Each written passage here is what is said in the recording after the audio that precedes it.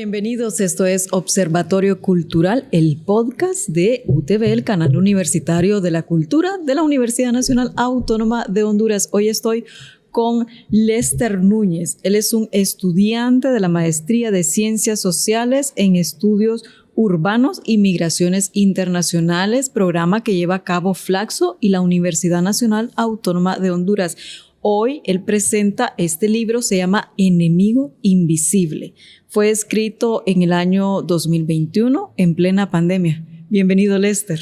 Gracias, Mercy de Río. Un gusto poder estar con usted y en este espacio de apoyo a los escritores hondureños. Gracias por invitarme. Es un gusto poder estar con usted. Es la segunda vez que está con nosotros. Anteriormente estuvo con su primera obra en Sala de Arte, me parece. Es la segunda vez, sí. Es la segunda vez, sí. Me invitó, estuve en la biblioteca de la Universidad Nacional Autónoma de Honduras. Estuvimos en la librería, en la librería. Ahí me invitó. Lo recuerdo, presentó su primera obra siempre en este espacio, ¿verdad? Sí, mi primer libro. Ahora escribe Enemigo Invisible, son las narrativas del coronavirus. Cuénteme, ¿qué necesidad tuvo de escribirlo? ¿De qué habla? Bueno, el origen de este libro fue en abril de 2020, que escribí un artículo para el periódico Criterio HN sobre, en general, el panorama general de lo que estábamos viendo del coronavirus. Entonces me vi en la tarea, dije, bueno, si publiqué este artículo, creo que vale la pena escribir algo más. Entonces así fue que nació el libro. Empecé a investigar, empecé a buscar artículos periodísticos de Honduras y del mundo para informarme en noticias, también testimonios de la gente, de lo que estaba viviendo en pandemia. Y así me vi en la tarea después de redactar algo más grande, más... una investigación también y poder plasmarlo porque considero que es un hecho histórico sin precedente en Honduras y en el mundo. Claro. Así que me vi en la tarea, las generaciones futuras pues podrán tener este registro histórico de lo que vivimos miles de hondureños durante la pandemia. Estoy viendo los capítulos del libro y habla, aparte de los testimonios, hay entrevistas médicas, hay conversaciones, está hablando también del aislamiento. ¿Qué otros temas está tocando en este libro?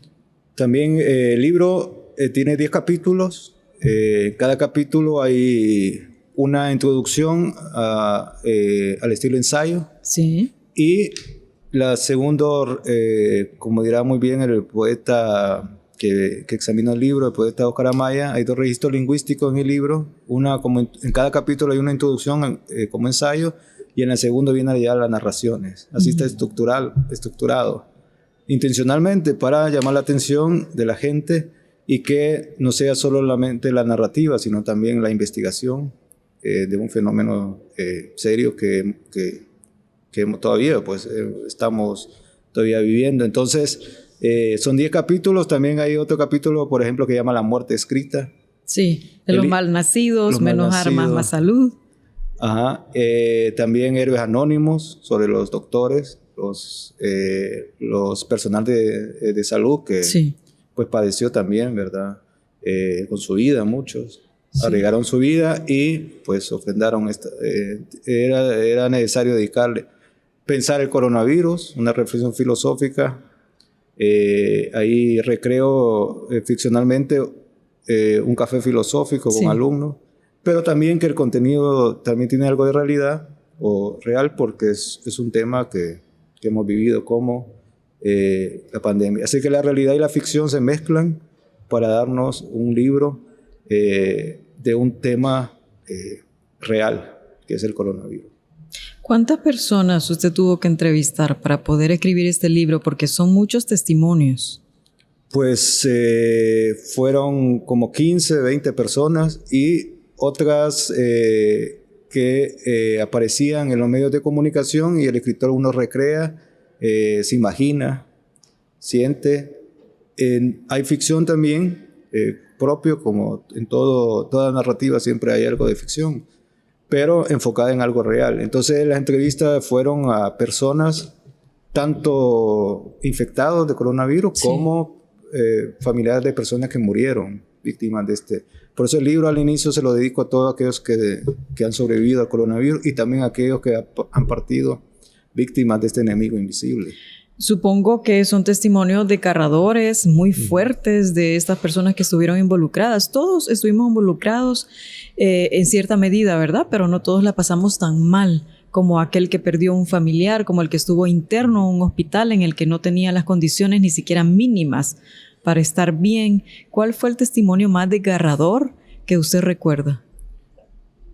Pues cuando hay mucho, incluso no incluí varios porque eran tan fuertes que yo quise no incluirlos, porque eran tantos también, incluso omito nombres para guardar la confidencialidad de las personas, por eso no se mencionan nombres, solamente en tercera persona para respetar, por ejemplo, de un niño cuando su papá pues víctima del coronavirus murió, se infectaron todos en su familia, la mamá también, y pues el hermano también, y quedó solito. No. Sin nadie. ¿Qué pasó con ese niño? La abuela asumió su responsabilidad. Ay, no. Porque él quedó sin mamá, sin papá y sin un hermano. Entonces son testimonios bastante fuertes sin lugar a dudas pues.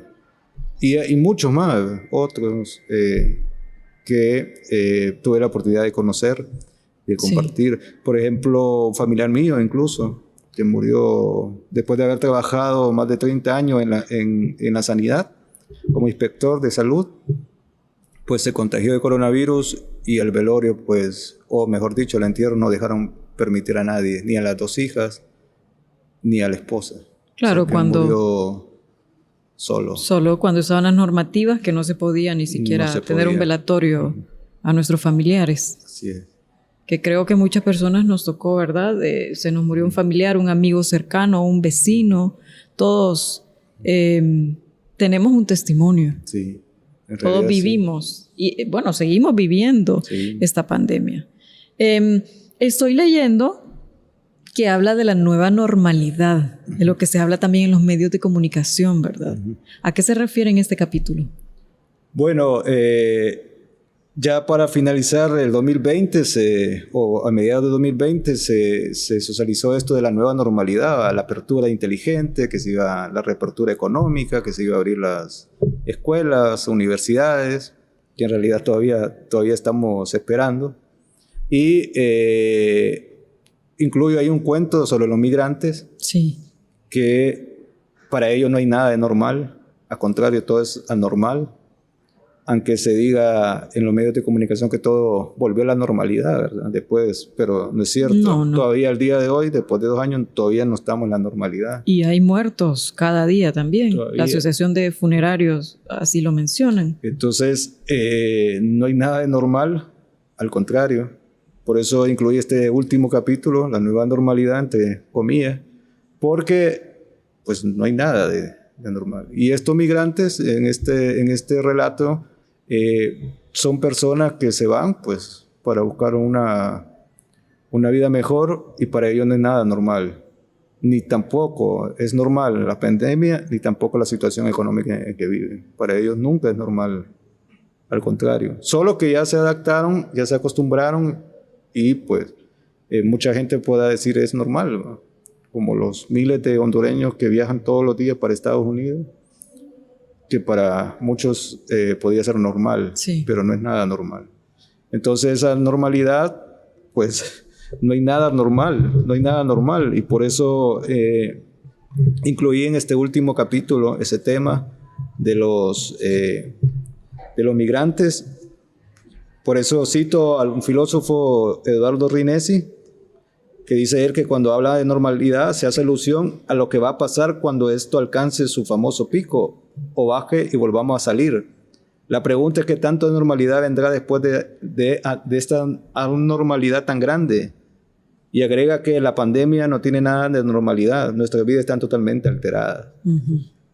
Y por ahí cito pues también al Instituto Universitario de Democracia, Paz y Seguridad de la Universidad Nacional Autónoma, cuando impulsó la iniciativa Una nueva normalidad es posible, necesaria. También ahí con ciertas recomendaciones la universidad pues socializó de que había necesidad de hacer algunas investigaciones, y por eso la iniciativa se materializó en un manifiesto con más de 300 académicos y organizaciones sociales de América Latina para ver la necesidad de estudiar qué es eso de la nueva normalidad y lo que viene en el futuro. En ese momento, en el 2020, y estamos en el 2022, entonces, ¿qué de normal tiene o qué se puede sacar de esto? Entonces, es interesante ese manifiesto y esa iniciativa que la Universidad Nacional Autónoma de Honduras en aquel momento redactó y dio a conocer al público entero. Importante mencionar que esto es una documentación de la pandemia solo del año 2021. Solo del año 2000. Del año 2020. Sí, del 2020, del primer año de la pandemia. Sí. ¿Hay una continuación? Pues me están diciendo que por qué no continúo el 2021. Lo que pasa es que en la escritura hay que dedicarle mucho tiempo. Bastante.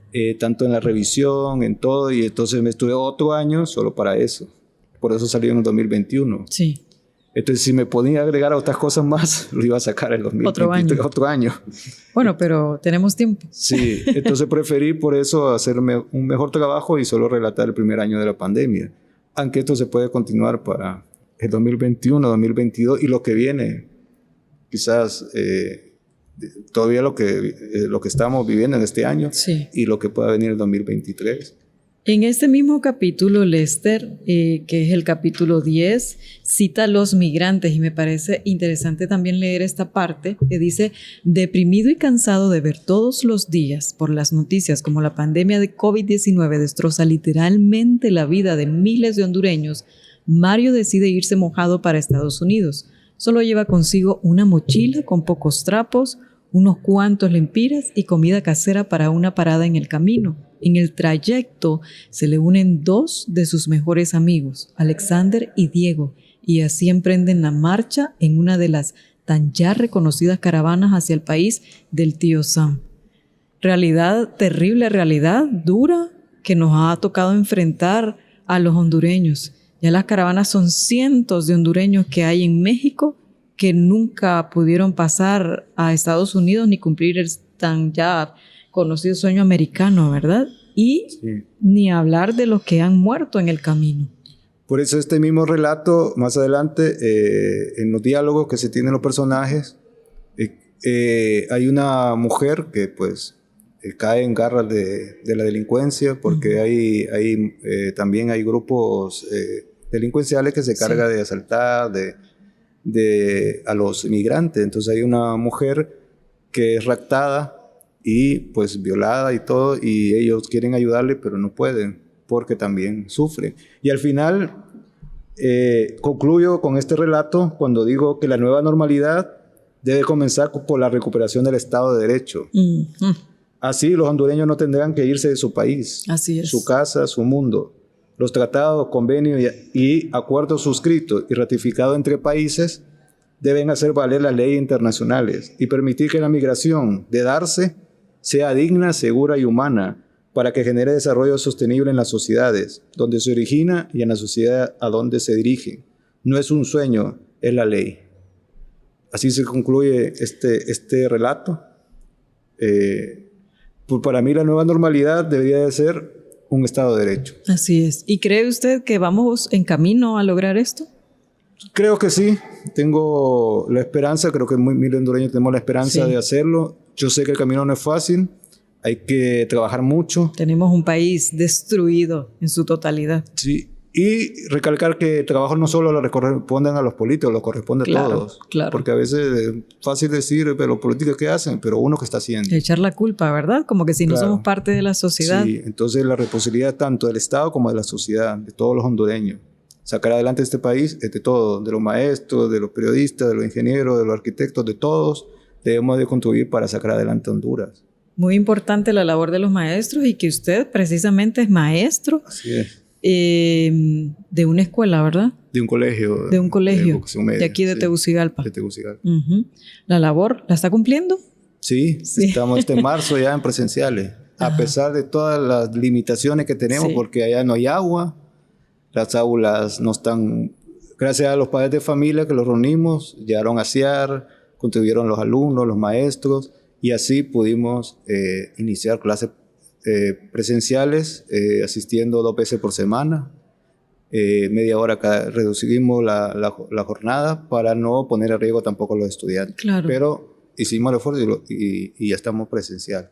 Sí, tiene razón. No se puede seguir continuando que haya un cambio en el país si los niños y los jóvenes no están en sus aulas de clases y están en sus casas. No se puede generar un cambio. Bien lo dijo Héctor Espinal, un comunicador de UNICEF, un oficial de UNICEF. Me encantó las palabras de él. Mencionó que el cambio de Honduras no se da por la puerta de un estadio, sino por la puerta de un aula de clases.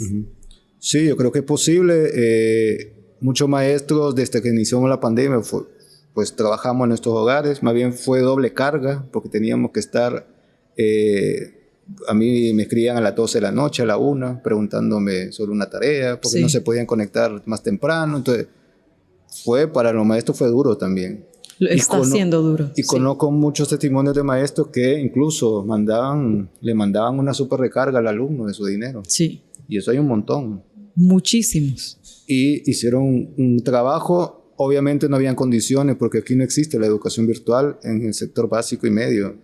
El WhatsApp no es educación virtual, es una herramienta para poder servirlo, pero no es educación virtual. Tiene toda la razón. Aquí no existe la educación virtual en el nivel básico ni medio. También en la universidad ya es otra cosa. No tenemos los medios. Pero no hay medios. Los niños carecen de una tableta, de una computadora, hasta de un celular, de internet, que es un derecho humano. Entonces fue complicado mucho. Hubo mucha deserción escolar. Ayer estuvo hablando unos maestros que casi 400,000 alumnos a nivel nacional abandonaron y casi 1.300.000 no se sabe dónde están. Sí. Puede ser que se hayan ido del país, puede ser, bueno, el colegio mismo tenía casi 200 alumnos, quedó reducido a 120. O sea que 80 alumnos se fueron. Eso va a representar un atraso terrible para nuestro país. De 3 años. De 3 años por lo menos. Ay, ¿cómo nos vamos a recuperar de esto, Lester? Pues trabajando duro, tengo alumnos que sí, sobre todo en las clases de matemáticas, que son las más prácticas, hay un retraso de 3 años.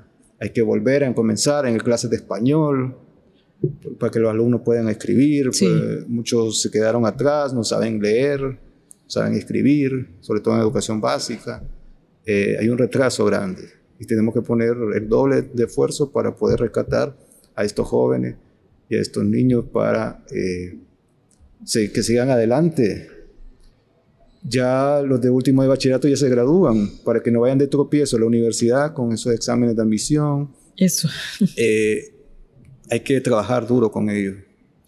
Lester, hay naciones muy cercanas a Honduras, voy a mencionar El Salvador, que se ha encargado de darle una computadora a cada estudiante de educación media y una laptop, una tableta a los niños de la escuela. ¿Por qué Honduras no puede hacer esto? La mala administración, recordemos la grave situación de nuestro país, y creo que el mal mayor que tenemos en nuestro país es la corrupción, que no lo deja avanzar. Nos agobia. Nos agobia, nos atrasa, psicológicamente nos vuelve como seres inferiores comparados con otros, porque tenemos baja autoestima. Sí. Los hondureños tenemos mucha baja autoestima. Usted lo mira en el colegio, los niños no quieren participar, no quieren hablar. Yo siempre sigo un proceso que les pongo a leer. No me gusta la memoria, aunque es necesaria algunas cosas, pero me gusta más el análisis, la lectura. Y los entiendo a ellos cuando no me dicen que no pueden, porque nuestro sistema de educación lastimosamente es memorístico. Es muy... No enseñan a analizar, a pensar. No hay una capacidad de análisis. Solo de leer y aprenderse. De memoria. Yo le digo de garrote. Sí, así lo conocemos. Así, porque no... Y no los culpo, le digo, eso se aprende, no se preocupen. Uno lo va aprendiendo. Lo importante es ponerse y ellos van desarrollando esas habilidades lógicas de análisis para poder pensar mejor. Decía un filósofo alemán, Martin Heine, no hay que caer en estado de interpretado, es decir, que otro piense por mí, sino pensar yo por mí. Y entonces, incluso usted puede decirle al profesor, con todo respeto, se está equivocado porque yo leí, está bien. ¿Por qué? Porque usted está pensando por usted. Sí. Entonces, no hay que caer en estado de interpretado. Incluso en los medios de comunicación a veces miramos noticias o los fake news, las famosas fake news que son falsas y que contagian todas las redes sociales y la gente se las cree. Entonces le digo, hay que investigar primero, hay que pensar, hay que ver si eso es cierto o no antes de emitir un juicio de valor y que más bien vaya a ser contraproducente, ¿verdad? Y ya no lo podamos. Entonces hay que tener mucho cuidado con eso y hay que enseñarle a la juventud, a los jóvenes, que ellos pueden pensar por ellos mismos. Claro. ¿Tendrá que haber alguna reforma al sistema de enseñanza a nivel nacional? Es necesario. El problema es que como estamos globalizados, estamos copiando cosas de otros países. Pero no nos corresponde en el país porque no tenemos las mismas circunstancias de ellos. Claro, no es la realidad que vivimos. Claro. Yo creo que hay que construir un sistema educativo de nuestra realidad. Porque si no, vamos a estar copiando otros sistemas educativos de países desarrollados que no se corresponden a Honduras. Hasta la Constitución es una copia, Lester. Sí. Entonces, es difícil cambiar algo, ¿verdad? Es difícil cuando, por ejemplo, escucho que algunas universidades, que sin criticar a ninguna, pero como profesor no estoy de acuerdo, cuando dice que están con el método Harvard Business, el estudio de casos de Harvard, que es muy bueno, sí, pero para nuestra realidad, con la poca lectura que tenemos, no nos corresponde. No nos corresponde. Tiene razón. ¿Cuánto tiempo le tomó escribir este libro? Pues ¿Será el año 2020? Todo el 2020 y la mitad del 2021. Porque había que corregirlo, había que hacer otra... Bueno, lo leí como 50 veces. Sí.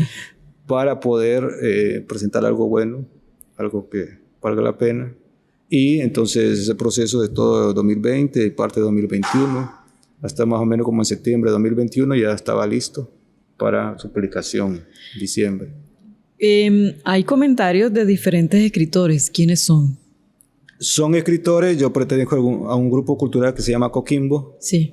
Y orgullosamente, y pues habemos de todo en ese grupo, músicos, escritores, poetas. Y pues cuando lo presenté la primera vez, lo presenté con ellos por Zoom. Hicimos una presentación virtual con el grupo Coquimbo y pues yo lo mandé en digital para que ellos lo conocieran antes de la presentación y entonces les gustó y en la presentación yo hice un artículo para publicarlo en un medio digital y en base a eso, y me gustó tanto los comentarios que decidí incluirlos en el libro, porque en un principio no estaban los comentarios, pero por respeto y por cariño que les tengo a estos escritores, dije, vale la pena. Entonces los incluí en los comentarios del libro. El primero que lo comentó fue Roberto Quesada, de Estados Unidos, un gran amigo. Que ahora es también funcionario, ¿verdad? Ahora es funcionario, sí, está como embajador, creo, de la OEA. Sí, en Nueva York. En Nueva York, y pues somos amigos, lo comunicamos ahí por videollamada o lo escribimos.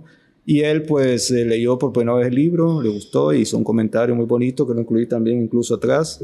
¿Puede darle lectura? Sí, dice en su libro Enemigo Invisible, el joven autor Lester Núñez nos presenta un valioso trabajo de investigación sobre el coronavirus COVID-19, narrado con sencillez, claridad total y muy bien documentado, de acceso a todo público y especialmente a la incrédula juventud. La esencia del libro es el coronavirus en Honduras, aunque también se ampara en citas de personalidades de muchas partes del mundo, como para enfatizar o reforzar las teorías de la seriedad de la pandemia. No escapan a Lester Núñez las interesantes, aunque no muy sustentadas, teorías de la conspiración para desvirtuar el virus. Asimismo, la cita de personajes como Trump, uno de los abanderados en no creer en el virus, pero que para muchos fue el virus quien lo derrotó para su reelección. El enemigo invisible es muy educativo. Aún así, podemos encontrar destellos de ficción en algunos capítulos que no son sino para ilustrar los sueños de algunos personajes que más se acercan a la vida real. Sin duda, un libro necesario en estos tiempos de emergencia pandémica. Enhorabuena, Roberto Quesada. Nos quedamos con la última línea. Sin duda un libro necesario en estos tiempos de emergencia pandémica. Enhorabuena, escribió Roberto Quesada, este escritor que ahora está como funcionario de Honduras ante la OEA en Nueva York. Vamos a una pausa cultural y vamos a seguir hablando con Lester Núñez. Él es un estudiante de la Maestría de Ciencias Sociales y Estudios Urbanos y Migraciones Internacionales, este programa que tiene Flaxo y la Universidad Nacional Autónoma de Honduras. Vamos a seguir conversando sobre Enemigo Invisible. Ya regresamos.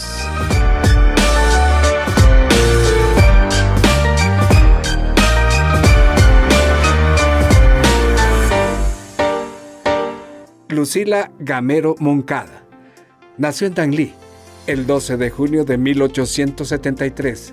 Fue una de las primeras mujeres escritoras hondureñas que alcanzaron a producir una obra literaria sólida y vanguardista para la sociedad y las mujeres de su tiempo, en el género de la novela. La gran dama de las letras hondureñas, como fue llamada, perteneció a diversas asociaciones culturales tanto en Honduras como en otros países. La Universidad Nacional Autónoma de Honduras en 1924 le otorgó, por suficiencia, el título de médica y cirujana. Lucila Gamero de Medina, conocida no solo como la primera escritora de Honduras, sino también considerada como promotora del feminismo en el país, escribió la novela Blanca Olmedo, la cual se convirtió en una de las más conocidas en Honduras. Se le reconoce no por su mérito literario, sino por lo que tiene de crítica social.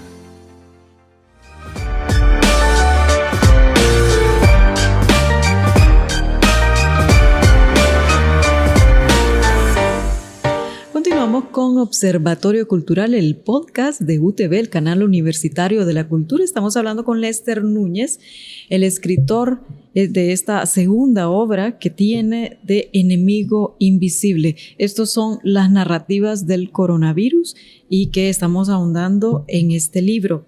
Hay algo que me llamó la atención y es el capítulo 6, la muerte escrita y los malnacidos. ¿A qué se refiere?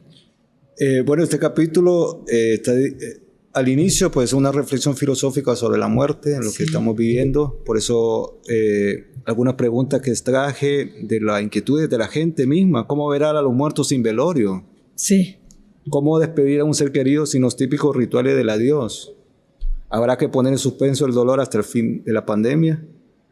¿La muerte es parte de la vida? ¿Debemos evadir la muerte porque nos hace sufrir o nos causa temor? Es el mensaje cristiano respuesta definitiva a la muerte. Ahí hago, al introducir este capítulo, pues hago algunas reflexiones de filósofos que han tratado este tema de la muerte. Y también, al final, dijo con el tiempo, estoy hablando del futuro, ¿va? Sí. Porque queríamos que iba a haber una vacuna. Ya se hablaba en el 2020, a mediados, de que iba a haber una vacuna, no había venido. Por eso digo, con el tiempo la vacuna contra el coronavirus sería descubierta, a pesar de sus constantes mutaciones. Pero el precio fueron millones de personas muertas en el mundo. Anonimato y enterros en ataúdes de cartón, como en el caso de Ecuador, que no había ataúdes, entonces la gente enterraba a sus muertos en cajas. Claro, lo hacían, selladas. Cajas selladas por la falta de ataúdes, porque no se dieron abasto. Sí. Fueron la primicia, partieron con tan solo una sonrisa, una pequeña sonrisa dibujada en un rincón de sus bocas. De ahí vienen ya los relatos, por ejemplo, los malnacidos. Esto fue un hecho real en Honduras. Yo lo recreé a través de varios artículos periodísticos que iba leyendo, noticias. Este fue un caso de la vida real que se dio. No sé si recuerda cuando le entregaron el ataúd a un familiar. Y resulta que en el ataúd, cuando se lo llevaron, no llevaba el cadáver. Un caso muy conocido a nivel nacional. Se regresaron enojados, indignados, y le reclamaron a las autoridades de SINAGEL que por qué. Y entonces dijeron, pues era una excusa, que se equivocaron, que por mucho trabajo, que disculparan, que esta vez ya iba en el cajón el fallecido. Y entonces se volvieron a llevar. Imagínese usted lidiando, ¿verdad? Con la muerte de un familiar, la tristeza y todo lo que esto conllevaba. Aparte les hicieron pasar este momento vergonzoso. Sí, y triste también, claro. Porque era la dignidad también de una persona aún fallecida, pero los respetos. Por ahí dice, por eso escribo, lo sentimos, hay un pequeño error. Los ya furibundos parientes estallan, la única explicación es que son unos incompetentes. Las autoridades, fingiendo indignación, responden a modo de defensa. Hay tantos muertos que no nos damos abasto. Cuando se anunció meses antes de lo que esto iba a suceder. Y también recordar el otro acontecimiento, yo le titulé Menos armas, más salud, de aquella persona que recostada en una pared murió en el hospital escuela, donde el paciente en el límite de su desesperación no tiene otra que marcharse porque no lo atendieron. Y entonces dice, bueno, no me atendieron, me tengo que salir del hospital. A no poder caminar por el ahogo, porque necesitaba oxígeno. Que produce la falta de oxígeno, arrastrando sus pasos, se ve obligado a sentarse en la acera del portón principal del hospital para fallecer. Alcanzó a recortarse en la pared del edificio donde precisamente se leía la leyenda de protesta social, menos armas, había un graffiti donde decía menos armas, más salud. Ese fue el epitafio que le sirvió de respaldo. Y ahí falleció. ¡Qué terrible! Y esto fue también de la vida real. Obviamente el escritor lo recrea a su imaginación, un hecho real, y me lo imaginé. En mi mente me lo imaginé cómo esa persona pudo estar ahí. Y otro caso que nos sigue llenando de indignación a todos los ciudadanos hondureños es la gran estafa, como usted lo tituló. También esa gran estafa en los hospitales móviles, millones de dólares que se supuestamente para crear hospitales móviles y para hospitales, porque así prometieron los políticos y lastimosamente nunca. 2 años después sigue la chatarra botada. Todavía seguimos esperando. Sí. Y hay unos que llegaron y se arruinaron. Ya están como chatarra vieja así y ya no sirven para nada. Bueno, y si damos lectura a la página 58 que dice La gran estafa, por supuesto, de su autor Lester Núñez. Lo repetían una y otra vez en radio y televisión. Los barcos con los hospitales móviles van a llegar. Con ansia esperaban los hondureños aquellos dichosos barcos, pero con la incertidumbre de saber si venían o no completos. Es decir, con lo necesario para atender la emergencia de la pandemia de COVID-19. Una embarcación procedente de Turquía y del tamaño del Titanic atracó en Puerto Cortés, pero para sorpresa de muchos, al descargar el equipo sanitario contenido en el interior de los contenedores, encontraron bolsas negras con rótulos que decían Medical Waste, o sea, desechos médicos. Al aumentar la indignación y las críticas de los hondureños por la gran estafa en la sobrevaloración de los tales hospitales móviles, un funcionario de gobierno encargado de la adquisición del equipo y material de bioseguridad se defendió de las acusaciones diciendo: los barcos vienen completos, pero con insumos usados y deteriorados, porque reciclaremos para ayudar al planeta. ¡Qué terrible! A veces a los hondureños solo nos queda reírnos de nuestra desgracia, porque esta es una desgracia lo que nos ha sucedido. Están reciclando para proteger por abajo lo vinieron los desechos médicos. Sí. Bueno, basura, eso es una chatarra, sí, nada de eso sirve. Casualmente hace 2 días, 2 personas involucradas les dictaron sentencias, pero no solo son 2 personas involucradas, son muchos más. Bueno, uno ya está en Nueva York allá pagando. Están los actores intelectuales, que son muchos, pero no se han culpado, y parece que pues estaba leyendo o estaba viendo la noticia que parece que están pidiendo un dinero para sacarlo, que sea una fianza. Y de los 10 años que parece que le iban a dar, parece que va a salir libre. supuestamente. Esperamos todos los hondureños que no vaya a ser así. Que no. Sí, que este sea un precedente, ¿verdad? Igual con lo que ha pasado con nuestro expresidente. En su primer mandato nada más, porque después no lo fue. Además, otro de los temas de los que usted trata en este libro, Enemigo Invisible, estas narrativas del coronavirus, es algo que nos seguimos preguntando todos los ciudadanos. ¿Dónde está el dinero?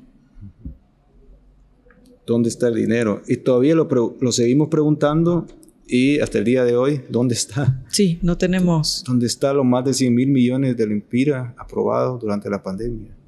Y estamos hablando de cantidades bajas, son muchísimas exorbitantes que tardaríamos, bueno, ni nuestros hijos podían pagar tanto dinero. No, claro. Ni nuestros nietos, que no han nacido ya lo deben. Sí, exactamente. Entonces, este mal de la corrupción es lo que Honduras considera, aparte de otros males, pero si no se pierde ese dinero, si se hubiera invertido en educación, no estuviéramos esperanzados a que no hay dinero para la educación. Ahorita estuviéramos ya reparando las aulas de muchos colegios con ese dinero, los techos, cada alumno tendría su computadora, tendría su mínimo material de bioseguridad, buenas sillas. No hay textos, por ejemplo, en mi colegio no hay textos, no existe. ¿Cómo hacen? Cada profesor tiene que emplear sus textos, buscarlos, imprimirlos, dárselos a los alumnos, porque no hay textos, no hay agua. Es la problemática de muchos centros de educación. Sí, más de 2,000 centros con problemas en este momento. Entonces, volver a clases presenciales hay que tener cuidado porque las carencias de muchos colegios no están aptas. Hay que ir hay que primero hacer un diagnóstico para esto. Se dice que ya se hizo por parte de la Secretaría de Educación, pero no se condicionó muchas cosas que hacen falta. Entonces, decir que ya el lunes, Daniel Esponda fue compañero mío en la Universidad Pedagógica, lo conozco muy bien. Sé que tiene buenas intenciones, pero me pareció muy acelerado cuando afirmó que había que ya el lunes, después de Semana Santa, ir a clase presencial. Me parece muy acelerado. Incluso el comunicado me parece que se contradijo cuando al inicio del comunicado dice que hay que ir todos los días a clase, y al final del comunicado dice que tiene que ser paulatino. Entonces hay una contradicción en eso. Yo creo que él sabe muy bien, en el fondo, como profesor, que muchos colegios no están en condiciones para volver a clases presenciales. Quizá se pueda hacer paulatinamente, como lo están haciendo muchos colegios, y posteriormente, pues, ya se pueda regresar todos los días. Lester, pero si seguimos esperando las condiciones idóneas, se nos van a ir otros 10 años porque nunca las vamos a tener. Sí, lo que se puede hacer es, por ejemplo, ir 2 veces a la semana, presencial. Pero se está yendo 2 veces a la semana en muchos centros, ¿verdad? Sí, digamos, nosotros optamos para también proteger tanto a los estudiantes como a los profesores. Claro. De lunes a miércoles, educación básica, y martes y jueves, educación media. En un horario de 7 de la mañana a 10:30, no se le da recreo a los alumnos para que no tengan mucho, sino que se les despache a las 10:30 para que se vayan a su casa a comer. ¿Lo ha funcionado? Sí, lo ha funcionado muy bien. Los padres de familia estuvieron de acuerdo, los alumnos también. Ya hicimos el primer parcial, ya hicimos exámenes, ya ahorita ya comenzamos el segundo parcial y pues vamos bien. Hemos evitado que muchos alumnos abandonen, porque si hubiéramos seguido con el internet, los quedamos sin alumnos.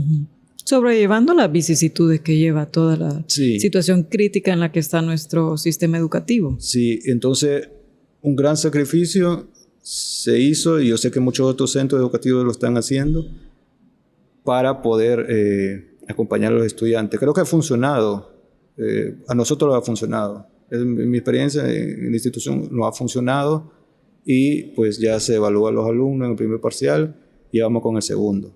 Entonces, con esa opción. Ya más adelante hemos pensado ya pues regresar ya todos los días. Si en dado caso la cuestión va mejorando. Se hizo un estudio de cuántos alumnos ya estaban vacunados. Claro, un colegio pequeño, pero imagínense un colegio de 5.000, 3.000 alumnos. Sí. Hay colegios es más complicado. Grandes, sí. Mucho más complicado.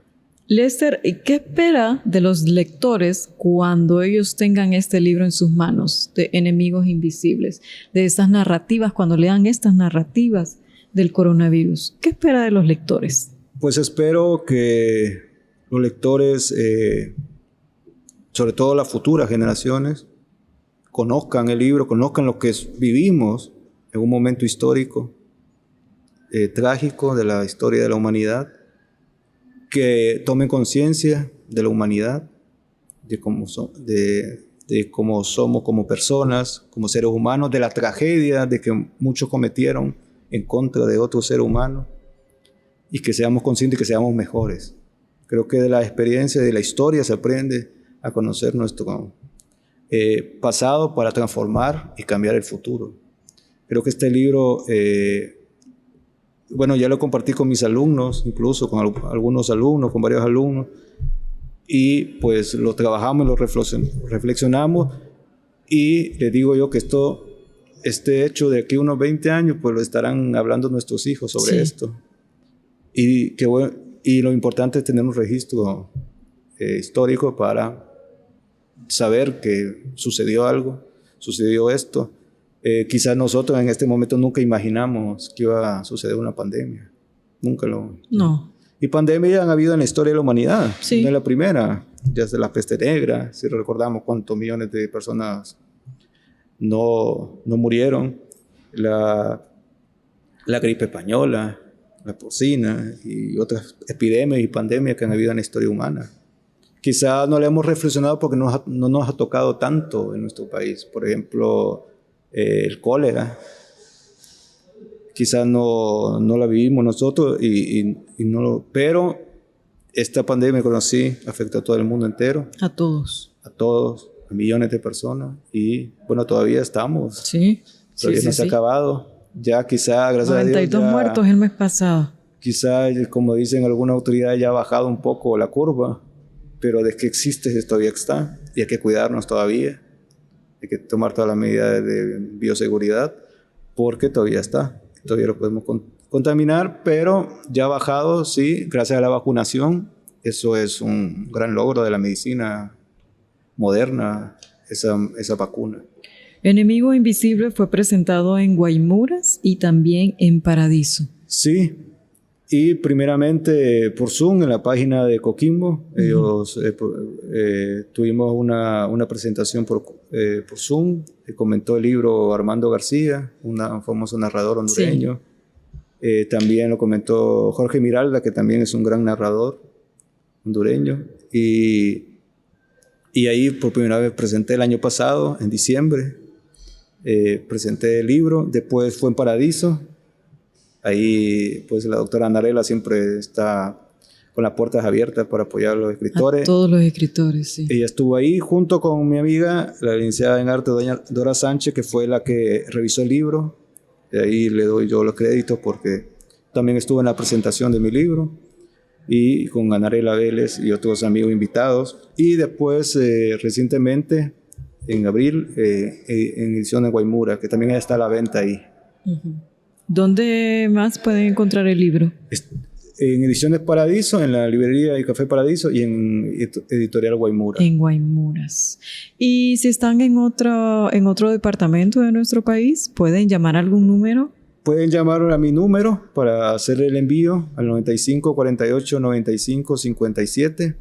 95 48 95 57. Me pueden llamar o escribir a mi WhatsApp. Hace poco envié, gracias a una librería de Estados Unidos, me compraron 3 ejemplares y están en Estados Unidos. Se carga de una librería, se llama Libros Centroamericanos. Uh-huh. Me contacté con una representante ahí, me compró 13 libros y ellos lo van a distribuir en las bibliotecas de Estados Unidos, porque ellos se encargan de eso. Entonces, gracias a ellos que ya está en Estados Unidos. Y próximamente he estado en reuniones con amigos de España, en Girona, para mandarles algunos ejemplares y que conozcan el libro también allá. ¿Qué siente un escritor cuando sabe que hay varias bibliotecas en otro país, en este caso Estados Unidos, lo estamos hablando, sé que habrá en otros países también, que ya está su libro, que en el estante de esa biblioteca está su libro? No, es una alegría, ¿verdad? Y también poner el nombre de Honduras en alto. Creo que eso es lo más... porque somos hondureños, pues queremos nuestro país, a pesar de todo lo que... por algo nacimos aquí. Sí. Y entonces no podemos ser mal agradecidos tampoco. Yo creo que el hecho de que un libro esté en otro país se siente alegre y se siente que estamos poniendo el nombre de Honduras adelante. Y yo sé que hay mucho talento en Honduras, demasiado, que a veces dice la gente, a veces me preguntan, ¿y para qué escribes si eso no da dinero? No, pero eso no importa. Uno lo hace porque ama lo que hace, ama la literatura, la escritura, y aparte que lo ama y es una profesión del escritor, también lo disfruta. No para presumir o para jactarse de uno mismo, creo que no lo veo así, pero sí es un disfrute de la parte de nuestra vida como escritor, estar produciendo. Y sé que por ahí tengo otros libros más adelante, tengo otro libro de cuentos, otro libro de historia, otro libro de ciencias sociales, que lo comencé desde que estaba en la Universidad Pedagógica y no lo he publicado porque soy exigente conmigo mismo, sí. y también porque creo que el libro hay que dejarlo a su tiempo, hay que dejarlo volar y cuando ya no tenga alas, bueno, ahora sí, publicarlo. Entonces por ahí tengo otros libros que ya voy a estar trabajando para ver si en este año tengo un manual de ciencias políticas y quiero a ver si publico este año, en septiembre, en octubre, o dejarlo para inicios del otro año. Y entre otros libros más que tengo por ahí, otras investigaciones que estoy haciendo. Manual de ciencias políticas, cuentos, historias de ciencias sociales sí. También.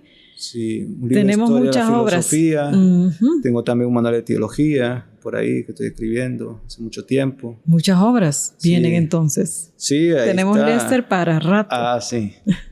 Ahí están guardaditos. Ya para ponerme a sentar, a redactar, a investigar y darle viaje. Lester, quiero leer lo que usted mencionaba de Armando García, muy conocido en nuestro país también, aparte de fotógrafo, sí, muy escritor. Fotógrafo. Él escribe un libro de singular documentalia, un inventario de la pandemia, una antología para repensar la primera peste mundial del siglo XXI, un recorrido por los estragos causados por este asesino invisible, de ese enemigo silente que tumba humanos sin distingo de clases, colores políticos, procedencia étnica, de altura o de bajura. Estamos ante una novedosa propuesta, léase como una novela o cuentos cortos, una bitácora de un escritor en su trajinar diario del confinamiento fue tomando apuntes, enhebrando y pepenando las matices, mitos, ensayos, prejuicios, supercherías, errores, angustias, sometimientos, hasta dar con una salida luminosa de la ciencia para contrarrestar ese mal universal de la primera década del tercer milenio, la COVID-19. En fin, los invito antes que se pierda el mundo a confrontar ojo por ojo y hoja por hoja este enemigo invisible, ópera prima literaria del genial escritor de Tegucigalpa, Lester Núñez, con la seguridad absoluta que nadie saldrá igual al terminarla. Y como diría Miguel de Cervantes Saavedra, vale.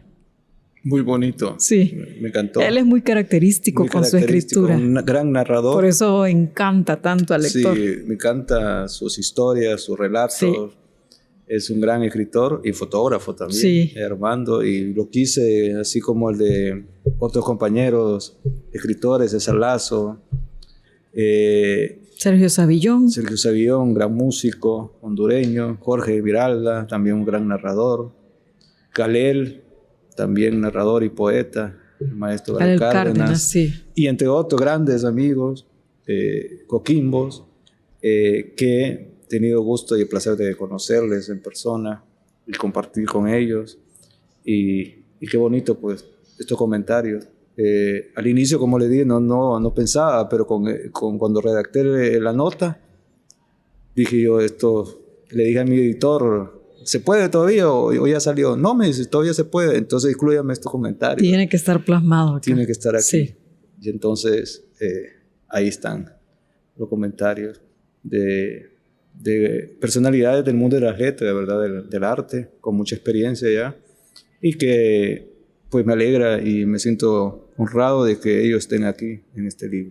Antes de finalizar, yo quiero leer los títulos de los capítulos. El número 1 es El virus que corona, luego Quédate en casa, Líbranos del mal, Héroes anónimos, Un virus político, La muerte escrita, Farándula virus, Entendimiento secreto, Pensar el coronavirus y La nueva normalidad. Son 10 capítulos que nos ofrece Lester Núñez en ese libro que se llama Enemigo invisible.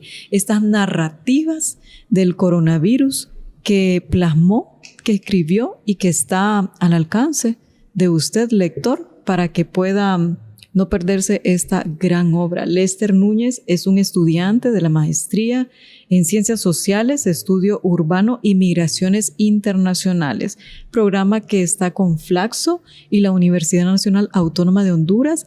Quiero recalcar que es un estudiante becado, así que siempre los estudiantes becados sé que son excelencia académica. Y bueno, Lester no es la primera obra también que presenta en este espacio de UTV. Estudió también en la Universidad Pedagógica Nacional Francisco Morazán. ¿Qué carrera? También.